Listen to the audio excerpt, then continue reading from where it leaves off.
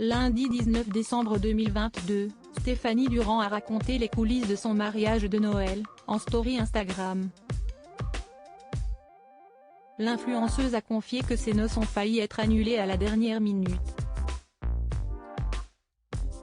Samedi 17 décembre 2022, Stéphanie Durand a épousé Théo Sogiou, le père de son fils, une seconde fois. En effet, ils ont décidé d'organiser une grande fête en l'honneur de leurs noces à l'église. En septembre 2020, ils se sont dit oui, une première fois à la mairie, mais la fête n'était pas aussi grandiose qu'ils espéraient.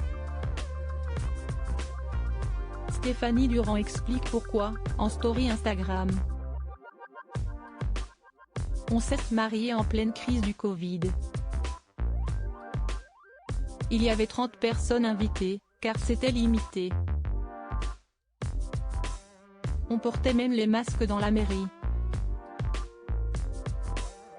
De base, on voulait faire la mairie et l'église différemment. Pour moi l'église reste le plus important et le plus symbolique à mes yeux. Et je ne me voyais pas rentrer à l'église avec les gens qui avaient le masque. Du coup, ils ont décidé de se marier en 2 temps. Un an plus tard, la copine de Jessica Thévenin est tombée enceinte et le grand jour a été décalé. Stéphanie Durand: j'étais en panique. Ce n'est que cet été, après le baptême de leur fils Lohan, que le couple s'est posé pour discuter. Après de longues discussions, ils se sont mis d'accord sur un mariage de Noël, le 17 décembre 2022. Un véritable challenge pour organiser l'événement en 6 mois. Cette idée de mariage de Noël a été soufflée par Laura, la sœur de Théo Sogiou. Un choix que Stéphanie Durand ne regrette pas le moins du monde. Comme elle explique à ses followers, il y avait quelque chose de cosy et de différent, je suis plus que ravie. Elle précise tout de même, pour les prestataires, ça a été le rush, il y a eu beaucoup de travail derrière.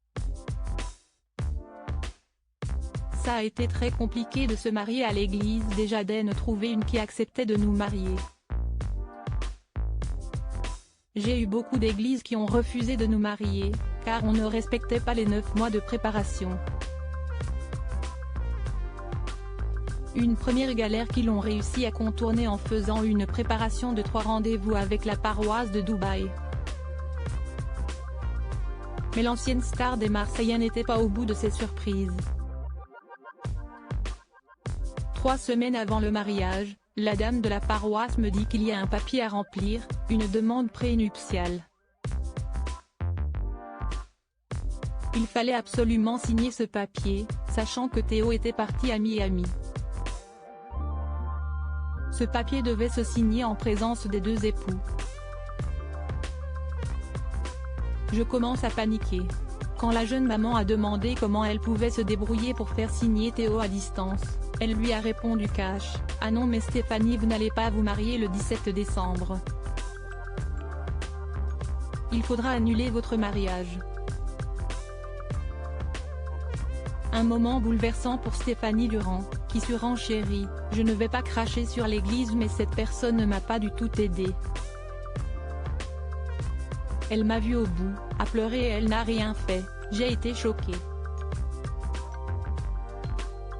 Heureusement, le prêtre qui a officié son mariage, en France, a décidé de passer outre ces nombreuses formalités. Tout est bien qui finit bien et j'ai été remplie d'émotions quand je suis rentrée à l'église avec mon père, je n'ai fait que pleurer.